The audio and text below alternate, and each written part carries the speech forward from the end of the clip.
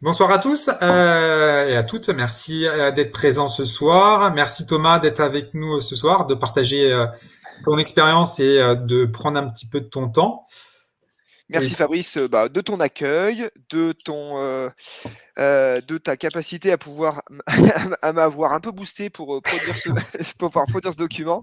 Non, c'est toujours un plaisir de pouvoir partager un petit peu finalement sa vision d'une certaine pathologie et j'ai un peu ces tips qu'on utilise au quotidien et finalement on se rend pas compte que ça pourrait largement aider les collègues. voilà. Bon, Thomas va nous présenter donc le syndrome de l'essuie-glace chez le coureur à pied, voir comment lui il fait pour traiter cette pathologie-là. Ce que je vous propose, c'est voilà, Thomas va présenter. Ça va durer une petite demi-heure. Et puis si vous avez des questions pendant ou surtout après, vous avez sur le côté droit le chat sur lequel vous allez pouvoir poser des questions. Et du coup, Thomas ou moi vous répondrons suivant les questions qui seront posées. On se laisse encore aller une petite trentaine de secondes le temps que tout le monde se connecte, parce que je vois qu'il y a encore des connexions qui se font. Et puis, du coup, on va pouvoir commencer après. Et puis, merci à tous encore d'être présents ce soir. On attend une petite trentaine de secondes, Thomas, puis après, je te laisse faire. Ouais, sans problème, sans problème. Je suis prêt, je suis prêt. Tout a l'air de marcher correctement. Je vais quand même brancher l'ordi pour m'assurer qu'on ait de la batterie jusqu'au bout. Hop, c'est bon pour moi. Tu me dis quand tu veux que je démarre. Allez, vas-y, on est parti. Je te laisse faire. Bon, bonjour à tout le monde, bonsoir à tous. Alors ce soir, on va parler rapidement et on va intervenir parce que le sujet est beaucoup plus large que les 30 minutes suffiraient pas à couvrir l'étendue d'un sujet aussi large que le syndrome de l'essuie-glace chez le coureur à pied. Alors bon, il y a effectivement chez le coureur à pied, chez le randonneur, c'est tout ce qui impacte finalement la contrainte sur un membre inférieur. Tout d'abord, quelques petites précisions. Pourquoi finalement parler d'un genou du coureur? Pour ça, tout simplement parce que globalement, pour les gens qui traitent les coureurs, c'est quand même quasiment la moitié de nos consultations concernent le coureur. Sur la partie externe, il faut savoir que le syndrome de l'essuie-glace représente un peu la plus grande source de douleur du compartiment externe. Plus communément, il est retrouvé grosso modo davantage chez les coureurs que chez les coureuses. Chaque spécificité en fonction on a des spécificités différentes en fonction des pathologies, en fonction du coureur et des coureuses. Il faut savoir que le syndrome de l'essuie-glace et les mollets, c'est plus souvent chez les coureurs. Chez les coureuses, on va retrouver davantage de pathologies de hanches. Pour faire un petit topo et parler de tous de la même chose, le syndrome de l'essuie-glace, c'est une douleur qu'on localise sur la partie externe du genou, au niveau du condyle fémoral latéral. Donc c'est plutôt sur la partie fémorale les symptômes. Et c'est une douleur qui est présente lorsque la hanche va être en extension et que le coureur fléchit le genou entre 20 et 40 degrés et que le tenseur du fascia lata, donc le muscle tenseur du fascia lata, fonctionne en excentrique, notamment en descente. Donc en fait, finalement, on se rend compte que vous avez la douleur plus sur la partie droite du schéma, donc notre troisième coureur, la troisième photo, finalement quand le pied décolle. Et c'est une douleur suffisamment aiguë pour obliger l'athlète à s'arrêter, ou tout du moins à finir sa course en marche course, en marche cow-boy ou en marche arrière. Pour ceux qui ont l'image, ils voient tout à fait de quoi je parle. C'est une bande, donc le syndrome de l'essuie-glace concerne ce qu'on appelle la bandelette iliotibiale. La bandelette iliotibiale, il faut savoir que c'est un épaississement latéral du fascia lata avec une attache essentiellement sur le fémur, la rotule, donc la patella, et le tibia. On reviendra après parce que finalement, on va plutôt parler de syndrome de bandelette iliotibiale plutôt que de syndrome de l'essuie-glace. Syndrome de l'essuie-glace, on est un peu, d'ailleurs il y a une petite faute en haut, on est un peu dans la foulure de cheville pour les spécialistes et les professionnels de santé. Donc on y reviendra de comment finalement on va dénommer tout ça. Il faut savoir que la bandelette iliotibiale, c'est notre structure tendineuse la plus longue du corps humain. Okay, elle couvre toute la nappe externe du fémur et elle enveloppe le muscle tenseur du fascia lata et globalement le grand fessier. On voit tout ce qui est un petit peu blanc sur le côté, c'est effectivement cette structure tendineuse qui nappe la partie externe de la jambe. Elle rejoint finalement ce qu'on appellerait la bandelette de Messia. Et pour se terminer, donc on a vu tout à l'heure sur la rotule, la tête du péroné, la tubérosité externe du tibia, notamment avec une terminaison sur le tubercule de Gerdy. Globalement, quand on ouvre ça se ressemble un peu à tout ça. Donc toutes les composantes anatomiques que vous voyez décrites sur cette image vont pouvoir être concernées par une atteinte de notre syndrome de bandelette iliotibiale. Les fibres iliopatellaires, iliotibiales, les fibres de Kaplan, découvertes assez récemment, les bourses du tractus iliotibial, etc., etc. Donc tout ça nous amène à un petit élément de réflexion sur effectivement qu'est-ce qu'un syndrome. Un syndrome, il faut la distinguer d'une maladie, d'accord? Un syndrome, c'est effectivement, j'ai un syndrome de bandelette, j'ai un syndrome grippal avec des symptômes, pardon, d'une douleur du compartiment externe, éventuellement un gonflement latéral, une impotence fonctionnelle. Tout ça, c'est des symptômes qui vont faire penser à un syndrome de bandelette iliotibiale. Parallèlement à ça, en fait, on a plusieurs atteintes possibles qui vont donner ces mêmes symptômes et valider un syndrome de bandelette. Une inflammation de la bandelette iliotibiale, une inflammation de la bande iliopatellaire, une bursopathie, une inflammation du tissu grisso-iliofémral. Tout ça va faire en sorte de, je veux dire, catégoriser un syndrome de bandelette. À mon sens, un syndrome sous-entend une efficacité accrue, tout du moins supérieure, avec une prise en charge pluridisciplinaire. Donc moi, c'est pour ma partie kiné, mais peut-être que des fois, le traitement médicamenteux sera peut-être de meilleure intention. Le traitement podo pourrait avoir un intérêt et l'imagerie pourra nous aider justement à distinguer certains on va dire pathologies inhérents au syndrome. Un truc important quand même, faut comprendre, globalement, en course à pied, on se blesse parce que notre contrainte mécanique appliquée au tissu est supérieure à la capacité du moment à la supporter. Notre capacité tissulaire est inférieure à notre contrainte. On se blesse et ça explique 80 des blessures, ce qu'on appelle de surutilisation. Ces blessures de surutilisation, il faut comprendre un truc encore plus important, ils sont essentiellement liés à un paramètre d'entraînement. Les paramètres d'entraînement, que ce soit les facteurs extrinsèques, intrinsèques, globalement, ça va être effectivement beaucoup, et alors beaucoup plus décrit dans la littérature, mais ce qui n'est pas forcément trop bankable, c'est les paramètres d'entraînement. J'en ai fait trop, trop vite, trop tôt, et c'est ce qui va m'amener à me blesser. L'étiologie du syndrome de Bandelette, il faut comprendre qu'il y a à la base effectivement une erreur de charge d'entraînement associée à deux, on va dire deux facteurs associés. Une mauvaise biomécanique de course, alors on va y revenir, une cadence lente, une surface régulière, ainsi de suite, et une capacité tissulaire dépassée. Ces trois paramètres vont nous emmener à un syndrome de bandelette iliotibiale. Comment en fait je vais chroniciser et je vais rendre mon syndrome de bandelette on va dire un peu chronique et finalement déclencher la demande de consultation de la part de nos patients. En fait, les adaptations biomécaniques du coureur suite à une blessure pour décharger la zone vont assurer finalement la récurrence de la pathologie. J'ai mal, donc je vais changer ma biomécanique de course de façon temporaire ou de façon chronique, et le fait de changer cette biomécanique de course va assurer ma récurrence de la pathologie. Le processus pathogène va se répéter et entraîne une perte continue des capacités tissulaires, et ainsi de suite. Vous retrouvez votre cercle vicieux. J'ai mal, je décharge, j'ai moins mal, je reprends trop vite, du coup j'ai mal plus tôt, et ainsi de suite. Ça va m'amener à un cercle vicieux qui va m'amener de plus en plus vers moins de pratique de course et moins de capacité à pouvoir pratiquer ma course à pied. Le syndrome de l'essuie-glace, est-ce vraiment un syndrome de l'essuie-glace comme on entendrait parler? Il faut savoir que les attaches de la bandelette iliotibiale sur le membre inférieur sont multiples. On a des fibres iliopatellaires, des fibres iliofémorales, notamment les fibres de Kaplan, qui assurent un ancrage de notre bandelette iliotibiale sur le fémur.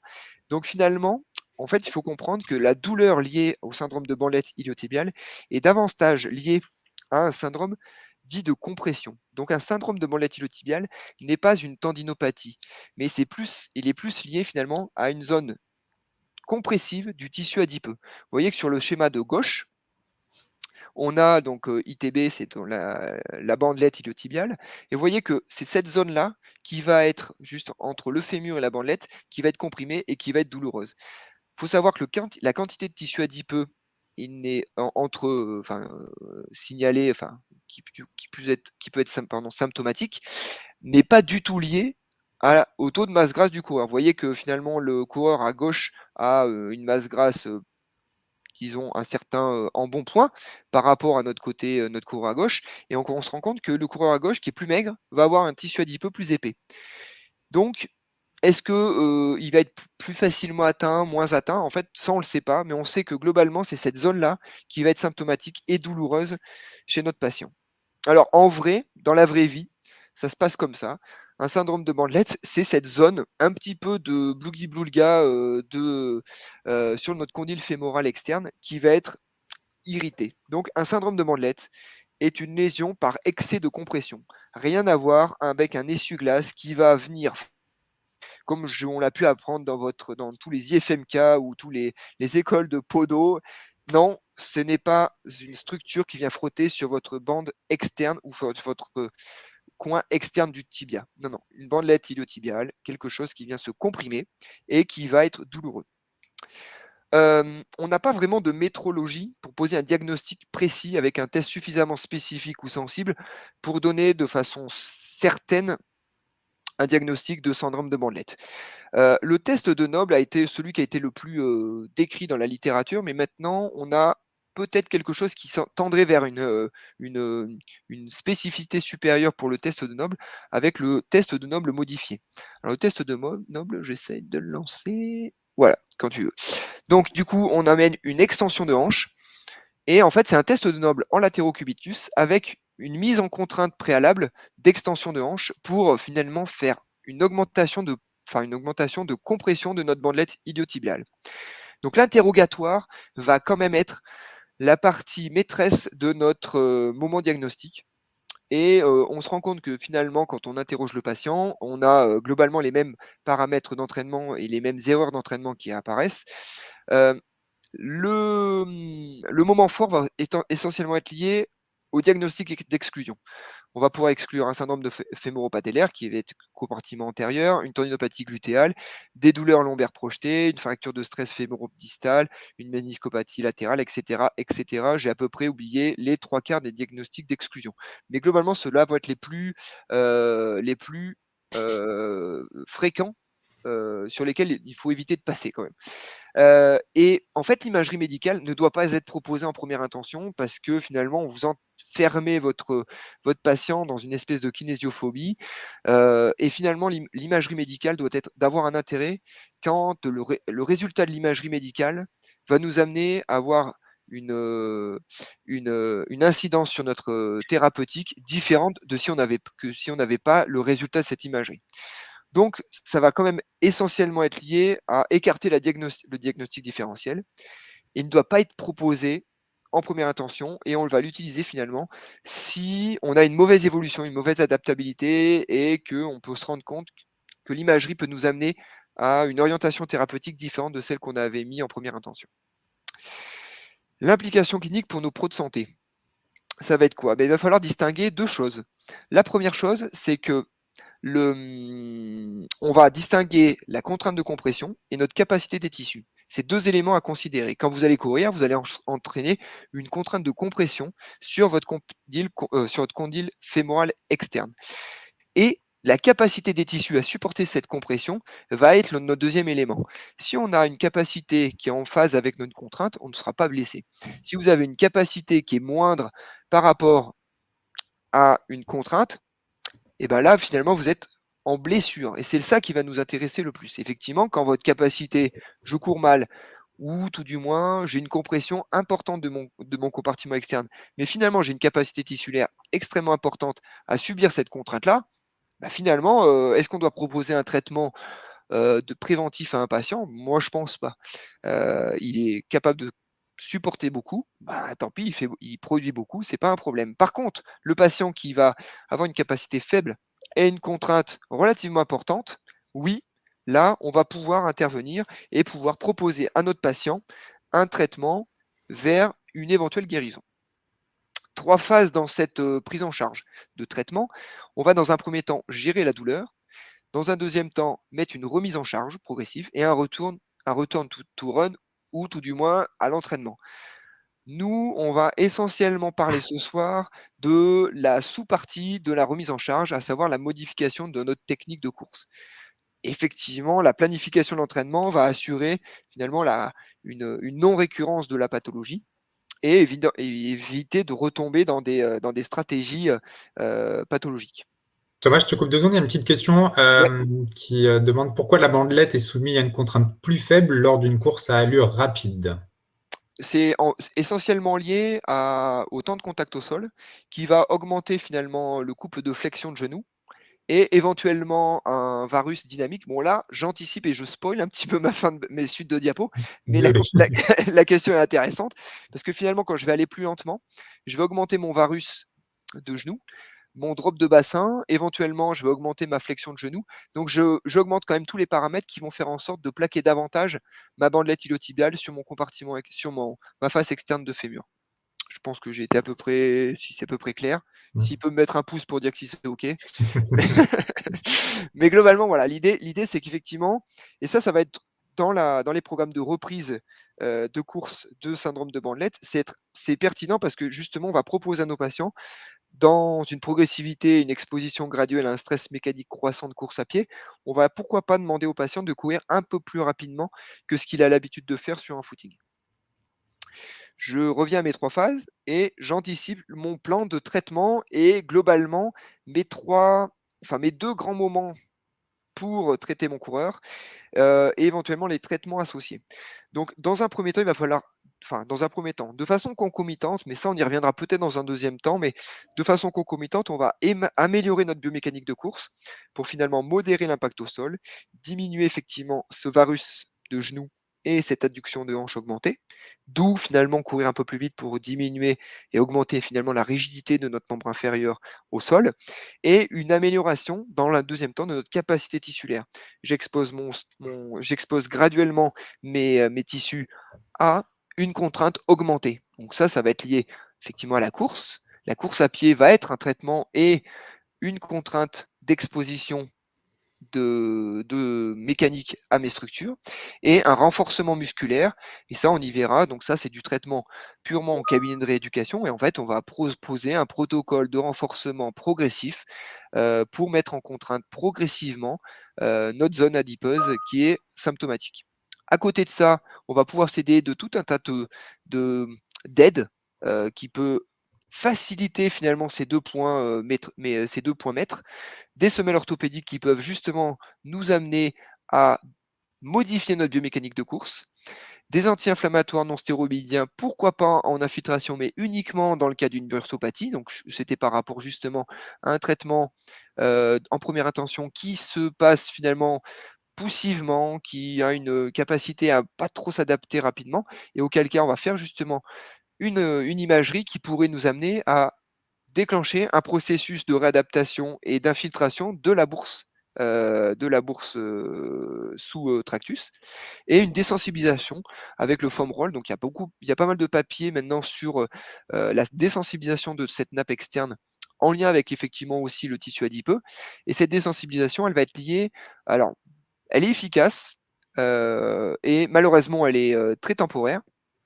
Mais encore une fois, tout ce qui va être efficace et qui va nous permettre de charger davantage notre capacité tissulaire va être intéressant. Je te Voilà coupe deux, globalement. je te coupe Oui, 2 secondes, Thomas. C'est juste un petit truc. En fait, on voit pas tes notes en bas. Est-ce que tu peux cliquer juste sur masquer pour qu'on puisse voir alors euh, attendez. Ah oui, je vois ce que vous voulez dire. les références? Voilà. Ah bah, Masquer. Et ah bah, je vous avoue que moi aussi, ça, à un moment donné, ça m'a un peu perturbé. mais Donc ça, alors ouais. là, on est Ouais. revenu sur une petite page du coup. Ah, Voilà. Ah, c'est ah, bon. Voilà, c'est nickel. c'est bon. Merci Attends. Thomas, c'est bon. Là, c'est bon? Hop, plus Non, bon? juste avant. Alors, juste C'est bon, avant. c'est bon, c'est bon. Elle Ah, reste comme ça. ne bouge plus, c'est bon. Notamment, en fait, c'est intéressant que tu me coupes là-dessus parce que on est sur. Alors, il y a eu un papier excellent de Gessler en 2021 qui a fait finalement une synthèse de tous les traitements avec une certaine evidence base de quel traitement est le plus intéressant à faire et à déclencher. Et on va dire un espèce de continuum, un continuum, dire un processus pertinent pour amener une résolution des problèmes de syndrome de Bandelette. Donc oui, Gessler est un super papier pour ceux qui aiment la littérature scientifique. J'ai mis à chaque fois mes petites. Alors effectivement, ceux d'avant ont été moins visibles, mais Gessler, s'il y en a une à retenir, finalement, c'est celle-ci. Euh, voilà le cercle vertueux qu'on pourrait déclencher sur un protocole de soins en lien avec une bandelette iliotibiale. 3 grands moments du renforcement musculaire, Alors, un exercice de choix qui reste globalement le squat bulgare, avec toutes ses variantes, augmentation de la hauteur du squat, du step derrière, éventuellement mise en contrainte préalable avec une adduction de hanche associée. Ça, c'est mon premier point. Le deuxième point, ça va être ce qu'on appelle le get retraining. Donc, le get retraining, c'est-à-dire un réentraînement de la foulée, rendre une biomécanique plus efficace, moins contraignante, moins sollicitante au niveau de ma zone adipeuse qui est symptomatique, et régler un drop de bassin, régler un overstride, ainsi de suite.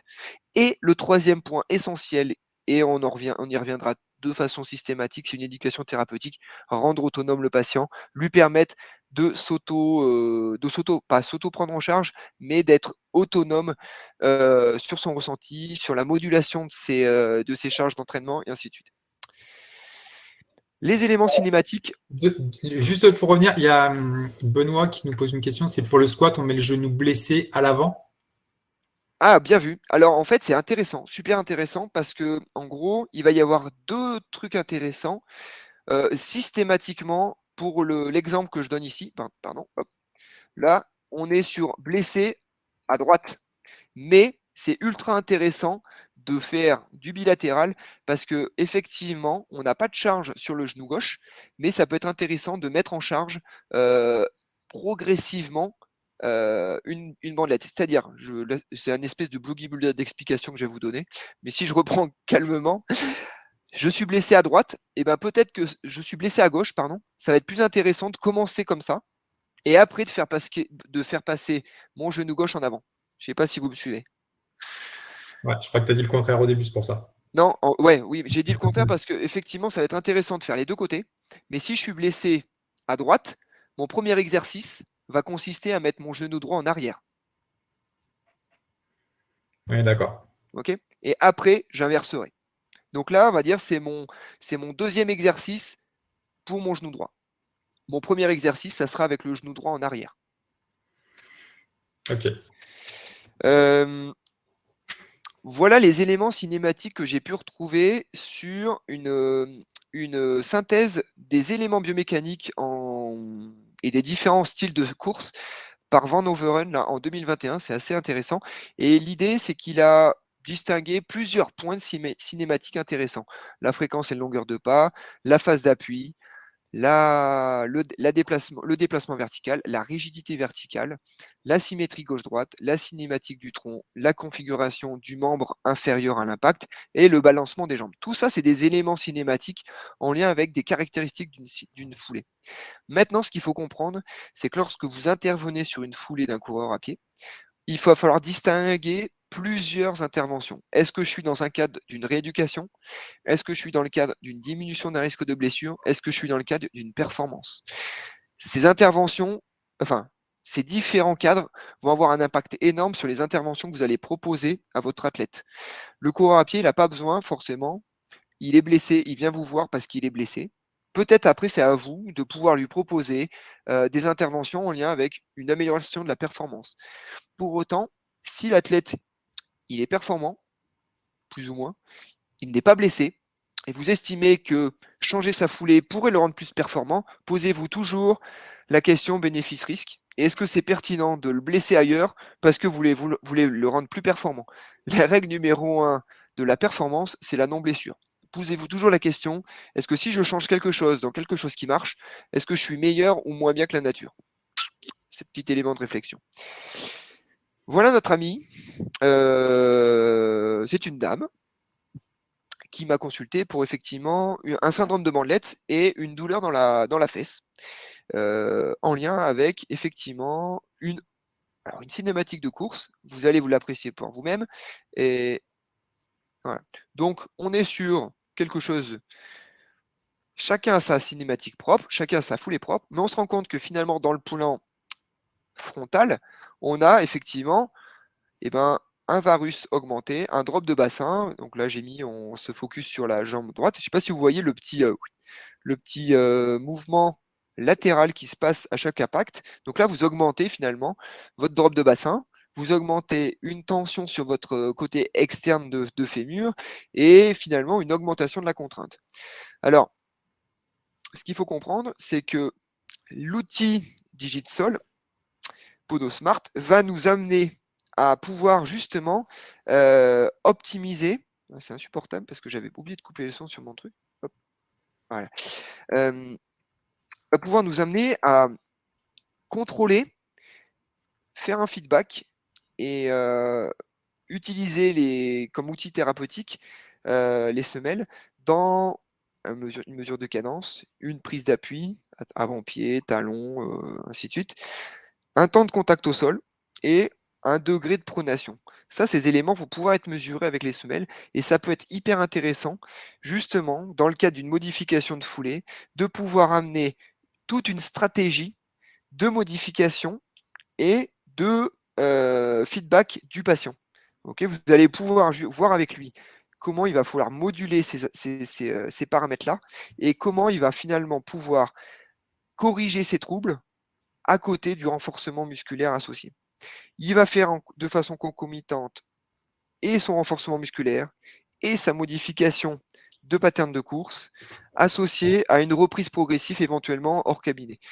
L'idée, c'est d'associer tout ça de façon à pouvoir être raccord avec une remise en route précoce. Pourquoi? Parce que le meilleur exercice que vous allez pouvoir proposer à un coureur à pied blessé, c'est quand même de le refaire courir. Plus rapidement il recourt, moins il va perdre son contrôle moteur, ses réflexes de course. Donc plus rapidement, finalement, vous l'évitez de tomber dans ce cercle vicieux. Je ne cours pas, je chronicise ma pathologie. Donc là, la première chose, ça va être effectivement avec les semelles où je vais pouvoir contrôler ces petits paramètres. Et la deuxième chose, ça va être ce qu'on appellerait la rigidité du membre inférieur, le varus du genou, le drop de bassin. Et là, j'ai mis une photo d'un téléphone parce que filmer au ralenti vous amène également ces éléments-là et vous permettent, alors non pas de mesurer de façon très objective, parce qu'on n'a pas tous au cabinet un laboratoire ambulant, qui nous permet finalement de mesurer le drop de bassin, le varus du genou. Mais globalement, on peut se rendre compte via, on va dire, l'œil exercé, une certaine rigidité augmentée, un certain varus diminué et un drop de bassin qui s'améliore en même temps que vous renforcez via les exercices. Donc premier point, effectivement, vous avez votre cadence. Il est montré quand même qu'une diminution de cadence de pas à vitesse habituelle de course est plutôt corrélée à une augmentation de contrainte au niveau des genoux. Il faut comprendre 15% d'augmentation de cadence de pas diminue de 30% votre contrainte sur le genou. Donc clairement c'est intéressant. Et ce qui est encore plus intéressant, c'est que la cadence de pas l'augmentation de la cadence de pas diminue également la contrainte sur la hanche. Donc en augmentant la cadence, vous diminuez votre temps de contact au sol, vous diminuez votre contrainte sur le genou et vous diminuez votre contrainte sur la hanche. Donc l'idée, ça va être notre première intervention thérapeutique qui peut être la plus probante par une augmentation de votre cadence de pas. Et de plus, c'est la plus sécuritaire par rapport à éventuellement un transfert de charge tissulaire trop important sur une zone qui n'a pas l'habitude de charger. Donc la cadence, c'est pertinent. Le deuxième point, c'est notre prise d'appui. La prise d'appui, oui, c'est intéressant d'avoir une prise d'appui. Alors effectivement, talon, on ne va pas rentrer dans le débat ce soir sur c'est mieux d'attaquer talon, non, c'est mieux d'attaquer comme on peut et de la façon qui nous permet de moins se blesser. Ça, c'est la façon la plus intéressante d'atterrir au sol. Maintenant, il est quand même démontré que ce qu'on appelle un overstride diminue la contrainte au niveau de la hanche, diminue la contrainte au niveau du genou et surtout améliore notre économie de course. Donc pour la même vitesse de course, vous allez consommer moins d'énergie et en plus vous êtes moins contraignant. Et il est quand même corrélé que un overstride augmenté amène une augmentation de prise d'appui en attaque talon. Donc avec les semelles, vous allez pouvoir moduler et contrôler finalement une dissymétrie, comme ce patient-là, une dissymétrie droite-gauche, une dissymétrie d'attaque-talon en fonction de votre côté symptomatique ou pas. Mais globalement, vous avez des billes très objectives pour pouvoir établir votre bilan. Il y a quelqu'un qui demande overstride, je pense, je ne sais pas si tu... Overstride, c'est la distance que vous avez entre votre point d'impact au sol et votre ligne de gravité. Ok, j'aurais pu mettre effectivement un schéma. C'est en fait quand vous posez votre pied, si vous avez votre prise d'appui, monsieur là, si vous avez votre prise d'appui au niveau sous la hanche, vous avez un overstride de 0, grosso modo. Si vous avez une prise d'appui en avant de votre centre de masse, bah, vous mesurez cette distance entre le prise d'appui et la ligne de gravité, et là vous avez une distance. Plus elle est petite, moins votre overstride est grand. Ok. Merci. Le temps de contact au sol. Alors ça va vous donner effectivement votre capacité à être combien de temps vous restez au sol. Il faut comprendre que plus vous restez au sol, plus vous avez une chance de subir malheureusement là, notre bon vieux pesanteur. Donc du coup, comment on subit comment on subit la pesanteur? Et en fait, on va fléchir son genou, très probablement faire rentrer son genou en avant, très probablement également avoir un drop de bassin. Donc notre temps de contact au sol va quand même nous donner notre capacité à être rigide ou pas, d'une part, et à ne pas subir la pesanteur et notamment, on va dire, les adaptations cinématiques, des adaptations articulaires, des amplitudes articulaires de la pesanteur. Toc. Ensuite, on va pouvoir mesurer ce qu'on appellerait notre degré de pronation. Alors, le degré de pronation, c'est important parce qu'il doit être corrélé quand même au chaussage. J'entends par là, si vous courez avec des chaussures et une épaisseur de semelle de 1 cm, vous aurez un degré de pronation moindre que si vous courez avec des chaussures et une épaisseur de 4 cm. Donc le degré de pronation doit être corrélé à tout ça. Pourquoi le degré de pronation, ça peut être intéressant et pouvoir de le mesurer et de voir s'il se régule? Parce qu'en fait, ça va être également un élément qui va nous amener à pouvoir contrôler notre capacité du coureur à ne pas subir un varus augmenté. Il est quand même corrélé qu'un varus de genou quand même est augmenté par un degré de pronation augmenté. Plus j'ai avoir un arche interne qui s'affaisse, qui vient vers l'intérieur, plus j'ai une chance que mon genou vienne vers l'intérieur. Encore plus si j'ai une chaussure avec une grosse épaisseur de semelle qui va augmenter encore plus mon couple d'adduction. Donc oui, ça peut être intéressant. Notamment par exemple, là, on se rend compte que effectivement, on a un degré de pronation augmenté.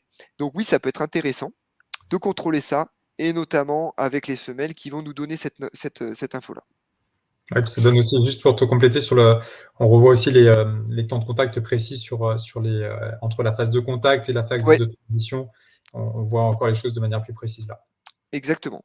Donc en gros, tout ça, tous ces éléments-là.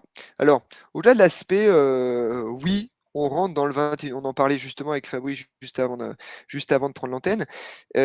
Oui, on rentre dans une espèce d'ère 2.0 on va dire de la mesure objective de nos interventions. Oui, mais c'est hyper intéressant pour plein de raisons. Il faut comprendre que ces outils-là vont nous permettre d'avoir une intervention thérapeutique optimisée. Ok. Non seulement pour vous, mais en plus pour le patient, parce que vous allez pouvoir lui laisser et effectivement regarder avec lui sa capacité à pouvoir générer un geste juste, ou tout du moins un geste corrigé, de façon pérenne. C'est le feedback du patient. Lui, il sait où il en est, vous lui avez donné des valeurs cibles et il va s'intéresser à comment je cours. Est-ce que finalement ma technique de course, elle n'a pas un impact sur ma pathologie? Donc c'est un excellent outil de rééducation, un excellent outil. J'ai oublié, donc je voulais mettre, je ne l'ai pas trouvé parce que je suis désolé, j'ai pas encore, j'ai pas trouvé, mais j'avais une super référence D'ailleurs, je te l'avais envoyé, Fabrice, non? Tu sais, la référence sur le fait que ils avaient comparé un groupe témoin et un groupe qui utilisait un outil connecté pour modifier sa technique de course. Et on se rend compte que les coureurs qui utilisent l'outil connecté ont une modification de technique de course de façon plus rapide et plus pérenne que notre groupe contrôle.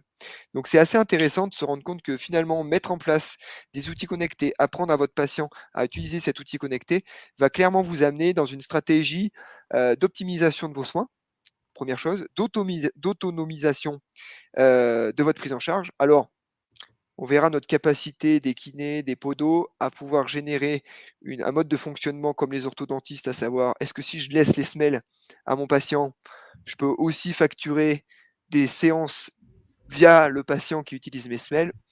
Les orthodontistes ont réussi. On peut se lancer, on peut se lancer le pari.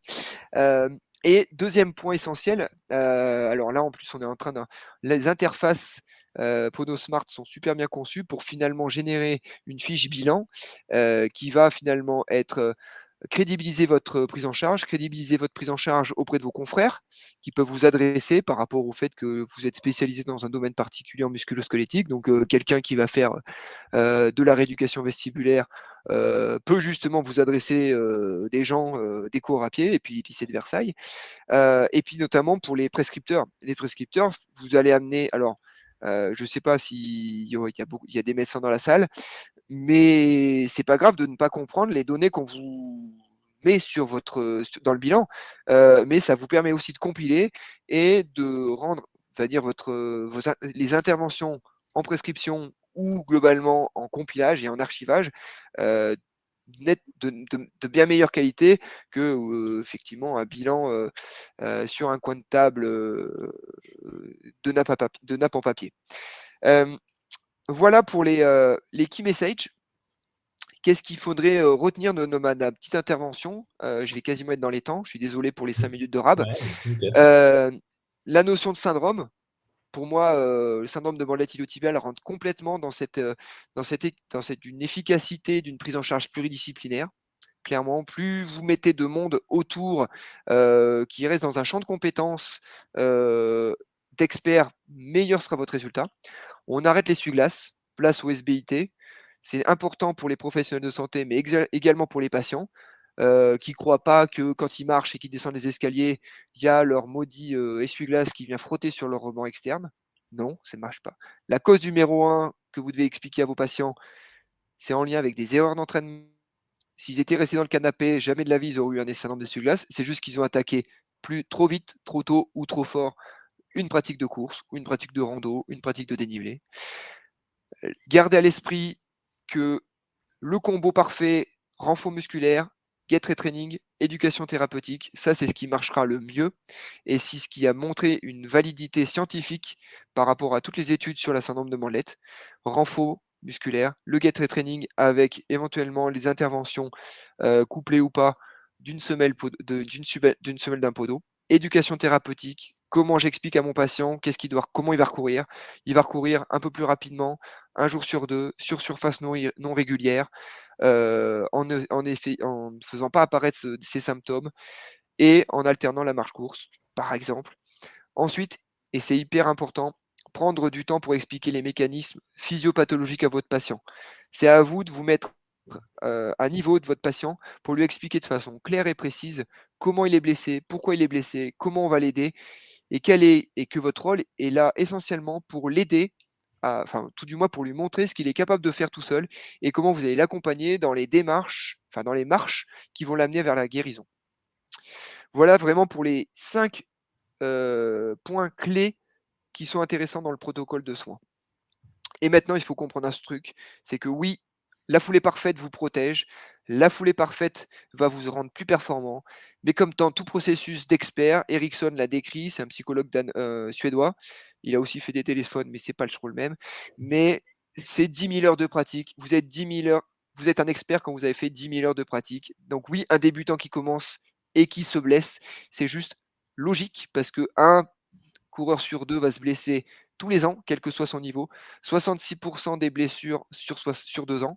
Donc oui, quand vous êtes blessé, vous êtes juste normal, vous êtes dans la norme. Un coureur à pied, il y a 2 types de coureurs à pied, les coureurs blessés et ceux qui ne sont pas encore blessés. Votre capacité, c'est de pouvoir être résilient sur une blessure et de pouvoir vous permettre, en trouvant le bon professionnel de santé, de retrouver rapidement le chemin de la course. Et un dernier point avec la simplicité, parfois les choses simples fonctionnent énormément, mais votre capacité à les rendre simples, bah, c'est ça votre expertise. Voilà, merci pour. Je suis désolé pour avoir un tout petit peu débordé. On va laisser un temps de parole. Alors, je ne sais pas si je laisse ma présentation, si je Ouais, peux. non, tu peux la laisser comme ça, Thomas, il n'y a pas de souci. Ou sinon, tu Ok. peux te mettre en vidéo qu'on voit. Qu'on voit ma tête? Je sais Ouais, pas. Je suis pas rasé, hein. en tout cas, merci beaucoup parce que c'était fort intéressant pour connaître bien cette pathologie. C'est vrai que tu l'as abordé un petit peu différemment de ce qu'on apprend à l'école et de ce qu'on peut connaître. Et c'était en tout cas, même si c'était un peu plus long, moi, j'ai pas vu le temps passer. Donc, je sais pas si Bon, c'est bah, très tout bien. le monde pareil. Mais c'était vraiment super intéressant. Donc voilà, si vous avez des questions, n'hésitez pas. On va garder encore un petit quart d'heure suivant les questions. Vous êtes sur le côté droit, le chat ou les questions. Moi ou Thomas, plutôt Thomas et moi, on peut vous répondre suivant le type de questions. Et puis après, on vous laissera profiter de votre soirée tranquillement. Donc n'hésitez pas, il faut en profiter. Thomas est là. Euh, Tac, Les tac, autres, ceux tac. qui avaient répondu. Alors, quelle rééducation faire pour un traitante? Sur le vélo, y a-t-il des conseils? Hmm. Ouais, peut-être s'il peut préciser ce qu'il entend par traitante. Mais effectivement, en fait, ce qui peut être intéressant, c'est pourquoi finalement un syndrome de bandelette aussi sur un vélo, puisque finalement, on n'a pas de contrainte en lien avec la pesanteur. Et pour le coup, ça existe. Je dirais que sur le traitement sur les vélos, sur le vélo, en fait, on peut également aussi avoir un syndrome de bandelette iliotibiale et c'est en lien finalement avec une compression de notre tissu adipeux. Pourquoi? Bah, parce que peut-être il y a un vice biomécanique avec une augmentation finalement également aussi de notre adduction de hanche qui vient également comprimer davantage notre tissu adipeux. Clairement, oui, c'était triathlète. Ouais, bah oui. C'est mieux. Souvent, alors il faut comprendre un truc chez le triathlète. Le triathlète, paradoxalement, c'est un coureur qui court peu. Parce que si on regarde par rapport à quelqu'un qui va faire que la course à pied, qui va courir 5 fois, bah, un triathlète, il faut qu'il casse de la natation et du vélo. Et finalement, il a une capacité à générer une biomécanique de course protectrice bien moindre parce que finalement, il pratique peu ou il pratique moins que quelqu'un qui va courir moins longtemps, mais plus souvent. Une asymétrie de temps d'appui au sol d'un pied comparé au pied contralatéral. C'est intéressant aussi.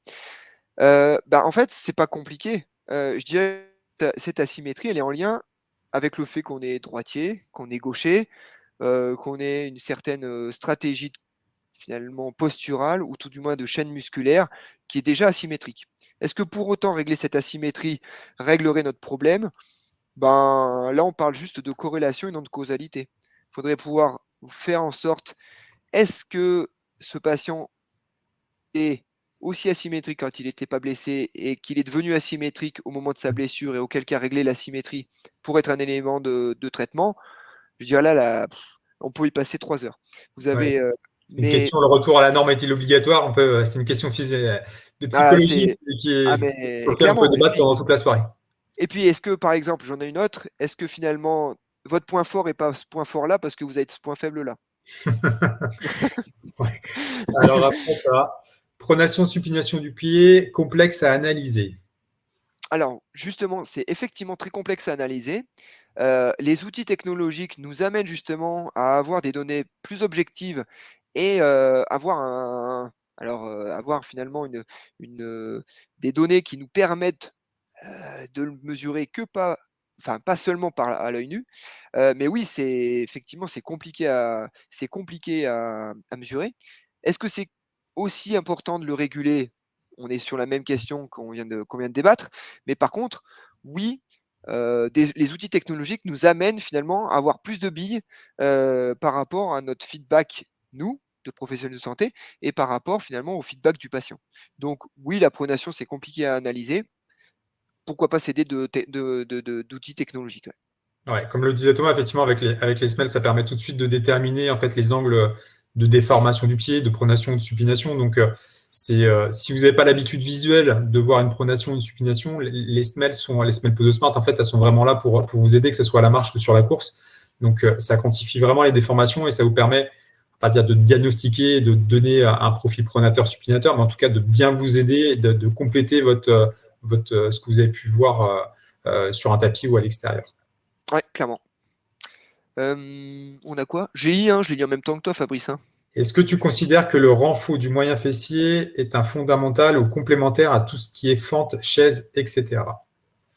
Alors, c'est pas complémentaire, ça doit être en fait votre capacité. Pour moi, on va dire, c'est la chaîne musculaire à renforcer Mac 2. C'est essentiel de passer par la phase de renforcement strict avec des protocoles de renforcement. Qui dit protocole de renforcement dit répétition courte. Ok, si vous êtes capable d'en faire 150, 22, 25, c'est que c'est pas assez lourd. Donc l'idée c'est qu'on est sur des séries courtes, 8 max avec échec à la 9e. Donc s'il est capable de faire 12, bah, c'est que faut rajouter de la charge. Donc oui, pour moi c'est essentiel d'amener un moyen fessier fort avec notamment le coquillage dans un premier temps, et ainsi de suite. Juste un petit élément sur le renfort de moyen fessier et globalement des fessiers. Exercice numéro 1 qui a été démontré qu'à l'EMG, vous avez une sollicitation enfin la plus importante sur un moyen fessier, c'est le gainage latéral. Ok, gainage latéral avec une jambe levée, c'est là où vous allez recruter le plus votre moyen fessier. Première chose. Deuxième chose, pour tous ceux qui font l'exercice avec qui comment on dirait, crabe sur le côté. Critère important, la résistance se met sur l'avant du pied. Il a été démontré qu'une résistance sur l'avant du pied augmente quasiment de 20% votre recrutement sur les moyens fessiers et sur les fessiers en général. Alors après, sur le même genre, que penser du renforcement des muscles de la hanche et de la sangle abdominale dans ce genre de syndrome? Alors, je dirais que c'est intéressant, mais encore une fois, il faut vraiment aller à l'essentiel. Ça peut être un truc occupationnel de faire de la sangle abdominale, mais pas hésiter à être très, très, très, très, très sollicitant dans les muscles que vous avez identifiés. Effectivement, les muscles de la hanche, c'est quand même plutôt le compartiment externe et postérieur. Ok, moyen fessier, grand fessier, hip thrust, squat bulgare, intéressant tout ça. Et la sangle abdominale, oui, va rentrer en jeu dans la capacité à stabiliser le bassin. Ok, la stabilisation du bassin lors de la phase d'impact ou la phase de prise, enfin, du passage du centre de masse au niveau du point d'appui va être entre guillemets cette stabilité générée par deux complexes essentiels qui sont effectivement le fessier moyen fessier et effectivement la sangle abdominale. Toujours sur les muscles, c'est le renforcement des muscles abducteurs de la hanche était un classique de la rééducation du TFL. Est-ce toujours le cas? Oui, on vient de l'aborder. Oui, c'est toujours le cas, mais c'est pas suffisant. C'est-à-dire que quand vous faites du renforcement moyen fessier classique, vous êtes loin de la finalité et de la fonction du patient qui vient vous consulter. Il vient vous consulter parce qu'il a mal quand il court. Il s'en fout complet de faire du renforcement de fessier. Donc, il faut lui amener pourquoi on fait du renforcement de fessier et jusqu'à où on va arriver, jusqu'à où on va aller pour se faire ce renforcement-là. Et clairement, quel est le but par rapport à la reprise. Donc, oui, oui, c'est essentiel de passer par cette phase de renforcement musculaire, clairement.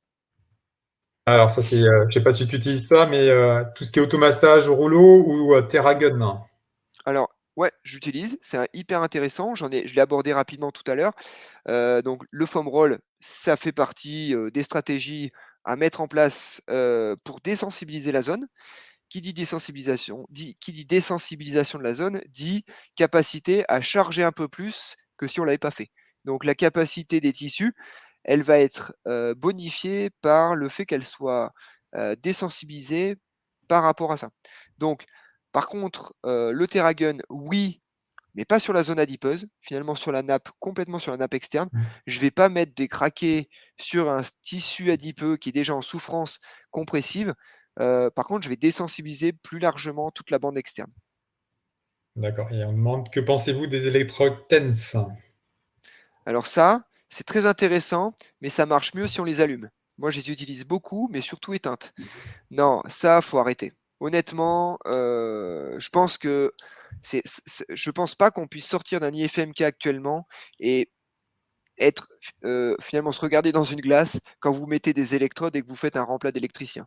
Donc je pense que clairement, vous pouvez clairement améliorer les patients, voir des patients en même temps, mais proposer un protocole de soins qui soit décemment en phase avec la science du moment. Ok. Les TENS, ça n'a jamais montré une quelconque efficacité sur la forme de bandelette.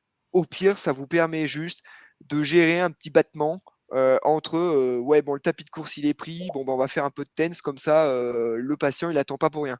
Mais clairement, arrêtez, non, le TENS de bandelette, je pense que c'est bon. Les vendeurs de TENS sont suffisamment riches pour que si vous voulez acheter un truc à 300 balles, payez-vous une formation avec des gens qui sont experts dans le traitement de la syndrome de bandelette. Alors, as-tu des conseils de posture à adopter en descente en trail pour se renforcer progressivement et augmenter ses Ouais. performances? Et merci pour ta présentation, c'était super intéressant. Bon, super. Bon, il me soigne sur la fin pour que je sois un peu plus approfondi sur son début de question. Euh, Non, alors oui, des conseils en descente. Alors, je dirais le premier conseil, numéro un, je dirais que pour être bon en descente, faut déjà pas être trop cramé en haut de la montée. Ça, c'est la première. Ça, c'est donc, je dirais que progresser en descente, ça veut déjà dire progresser en montée. Ça, quand on a fait ça, c'est bien. La deuxième chose, c'est effectivement la diminution du temps de contact est aussi intéressant en descente, enfin, plus intéressant en descente que ce qu'elle est sur le plat. Donc, diminuer le temps de contact au sol, oui, c'est hyper intéressant. Courir comme si vous couriez sur des braises. Courir comme si vous vouliez en fait aller de saut en saut. Diminuer sa longueur de pas. Diminuer sa longueur de pas, ça veut dire aussi être moins agressif parce que qui dit descente dit overstride, donc on revient plus sur la définition, mais qui dit overstride réduit quand vous diminuez votre amplitude de foulée. Donc oui, si vous voulez être bon en descente, fréquence, amplitude, mais à condition finement sur un temps de contact au sol. Bref, ok. Ça va être ce qui va vous permettre d'être un peu moins protecteur. Et puis à un moment donné, ben oui, la fréquence des stimulations sur les contraintes, enfin sur les structures supportant la contrainte en descente, bah, ça va être la clé. Un petit peu tout le temps. Si vous voulez progresser en descente, un petit peu de descente à chaque fois. Et les ondes de choc pour induire une réparation tissulaire, en plus des rééducations et motifs techniques CAP. Merci Ok, beaucoup. alors, les ondes de choc, je sais que tous ceux qui ont acheté des ondes de choc, quand on a acheté un nouveau marteau, on voit des clous partout et on a tendance à vouloir un peu surutiliser notre nouvel appareil. Moi-même, j'ai surutilisé les ondes de choc dans mon début de carrière parce que clairement, un truc à 15 000 balles, si on peut pas le mettre sur tout, c'est que ça valait pas 15 000 balles. Mais après, si on se pose sur quelque chose qui est déjà inflammatoire, qui est irrité, je ne sais pas si faire des ondes de choc sur ce pauvre tissu adipeux, ça soit le traitement le plus efficace qu'on puisse proposer. Après, je dirais que je pense que ça peut être intéressant sur cette capacité à désensibiliser la zone externe, mais pas vraiment sur la zone du condyle fémoral, peut-être plus largement sur le haut-banc externe pour désensibiliser la zone. Je dirais que ça serait un espèce de foam roll plus plus. D'accord. Il y a une question moi qui vais te poser. Tout ce qui est étirement, tu conseilles ou pas du coup? Alors, j'ai hésité à le mettre sur les étirements parce que justement j'avais un truc. Est-ce que tu sais combien il faut mettre de newton pour éventuellement étirer la bandelette iliotibiale de un demi-centimètre. Je pense beaucoup parce que vu comment c'est raide des fois. Voilà, faut mettre 900 newtons. Donc globalement, faut pas croire qu'avec votre petit étirement de hanche en extension, adduction de hanche, vous allez avoir un quelconque effet sur la capacité à rendre plus souple, plus compliant la bandelette iliotibiale. Maintenant, on va dire que quelqu'un qui est très raide, qui a une capacité à pouvoir finalement, enfin une incapacité à pouvoir avoir une extension de hanche sans que ça lui plie le genou. Oui, ça peut être intéressant quand même comme par exemple, associé par exemple à un étirement type mesure d'angle Thomas. Donc pour les kinés, ils voient tout à fait ce que je veux dire, hein, mais l'idée c'est que je monte le genou controlatéral en hyperflexion. Ça me donne une espèce d'hypo-extensibilité de mes fléchisseurs de hanche. Ça peut être intéressant, globalement, de travailler la mobilité de hanche dans sa globalité. Maintenant, dire qu'on va étirer de façon plus spécifique la bandelette iliotibiale, bon, si on le croit, l'important c'est d'être convaincu de son traitement, mais peut-être passer un peu plus de temps à expliquer au patient de comment réguler sa course, expliquer avec lui et passer du temps à sa modification de technique de course. Je pense que c'est plus probant. Bonsoir, que pensez-vous du travail de la proprioception du genou? Merci. Oui, c'est intéressant. Proprioception de genou. Moi, je le travaille plus dans le cas d'une syndrome de Mandelet, je travaille plus la proprioception dans sa globalité, mais par rapport plus à une pliométrie. C'est-à-dire que dans un continuum de contraintes, si l'on prend le continuum de, de Jill Cook, le continuum va finir par de la pliométrie. Et la pliométrie nécessite une certaine qualité proprioceptive qui peut être travaillée un petit peu en amont d'un bloc de pliométrie. Okay, je vais travailler la pliométrie, donc je vais sauter. Peut-être que ça peut être intéressant d'être sûr que j'ai un bon contrôle de mon varus à l'atterrissage, varus de genou à l'atterrissage. Oui, ça peut être intéressant. Maintenant, je dirais que quand les exercices commencent à être des, des exercices de cirque, peut-être on peut revenir à des choses plus simples. Ok, donc j'ai beaucoup tendance à trouver, enfin, je vois beaucoup de propositions d'exercices qui sont en lien avec déjà le gars, même s'il n'est pas blessé, s'il est capable de réussir à tenir cet exercice-là, ouais, il peut présenter un numéro qui peut être un incroyable talent, et auquel cas ça peut être pertinent. Mais là, non, je suis pas fan des exercices type proprioception ultra poussés. Maintenant, ça peut être intéressant pour développer une certaine sensation au niveau du pied. Donc les exercices de proprioception, pour moi, je les conçois pas en chaussures. Je pense que c'est évident qu'il faut les faire pieds nus, sauf si effectivement après vous avancez en pliométrie ou auquel cas avec votre matériel de course, il faut chaussures de course. Mais globalement, la proprioception avec le plateau de Freeman, yeux fermés, machin, ça fait plus appel à votre capacité d'oreille interne que globalement à votre problème de genou. Donc oui, la proprio, mais toute proportion gardée, un bon vieux Y balance, ça suffit largement. Merci. Bah, écoute, on va attendre encore un petit peu, voir Ouais, s'il reste encore une ou deux questions, mais je pense qu'on est bien arrivé à la fin, parce qu'on a quasiment fait 1 heure. Donc, ouais, bah, c'était bien bon sympa, en bah, tout cas, hein, ces échanges. C'est ouais, toujours constructif, hein. C'est vrai qu'on travaille tous dans notre coin, et puis on n'a pas forcément la possibilité d'échanger nos techniques. Donc, je pense que c'est sympa de faire des petits webinaires comme ça, et puis d'échanger aussi sur l'utilisation de matériel, de montrer un petit peu aussi comme toi, tu peux travailler avec quel matériel et puis l'utilité que tu peux en avoir. Donc, je trouve toujours ça intéressant de montrer tout ça aux autres praticiens et puis de communiquer là-dessus, quoi. ah, mais je suis complètement d'accord. Je pense qu'on ne connaît pas assez le champ de compétences des professionnels qui traitent la même pathologie que vous. Et finalement, avoir recours à des professionnels qui ont une vision, ou tout du moins une vision de la pathologie, ou tout du moins de la problématique avec un spectre nouveau, bah, c'est toujours pertinent et toujours intéressant. Bon, bah écoute, merci beaucoup. Je crois que tout le monde est en train de Ouais, progressivement s'en aller. C'est peut-être l'heure du repas. oui. Donc, s'il n'y a plus d'autres questions, eh ben, écoutez, merci pour votre attention. Vous allez recevoir, je pense, un lien normalement dans les quelques minutes suivantes pour revisionner, puis pour partager ce webinaire à d'autres collègues qui n'ont peut-être pas eu la possibilité de le voir ce soir. Donc, ça sera intéressant, puis on essaiera d'en reproposer assez régulièrement sur d'autres sujets, peut-être avec toi, Thomas. Je pense Ouais, que tu as encore d'autres sujets à nous partager par rapport à ton expérience. Et bah avec grand super plaisir. sympa. Avec grand plaisir. Et Merci beaucoup. Oui, juste pour terminer, voilà, je pense que les outils technologiques, c'est bien, en abuser, ça craint, mais clairement, je pense que dans une vision d'une prise en charge moderne, par rapport à toute cette scientifisation là, de notre profession, je pense que ça va vraiment amener un œil nouveau et une plus-value à notre pratique, clairement.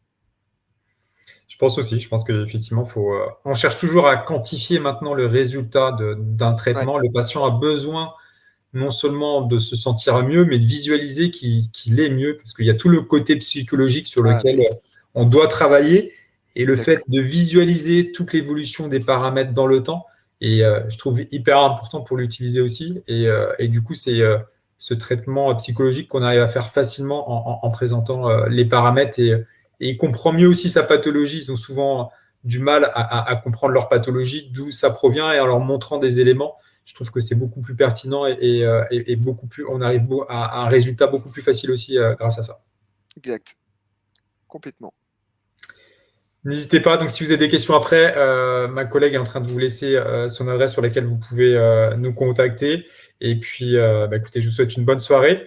Et puis, est-il possible de revoir? Oui, ce que je disais tout à l'heure, donc on va envoyer un lien. Il y a un lien qui va être envoyé automatiquement sur votre adresse mail pour revisionner, sur lequel vous allez pouvoir revisionner complètement le webinaire.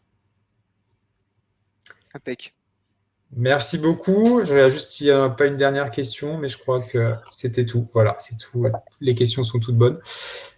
Tout a été répondu. Bonne soirée. Merci Merci à Thomas. vous. À très vite. À Merci à vous. bientôt. Au Bye bye. revoir. Au revoir.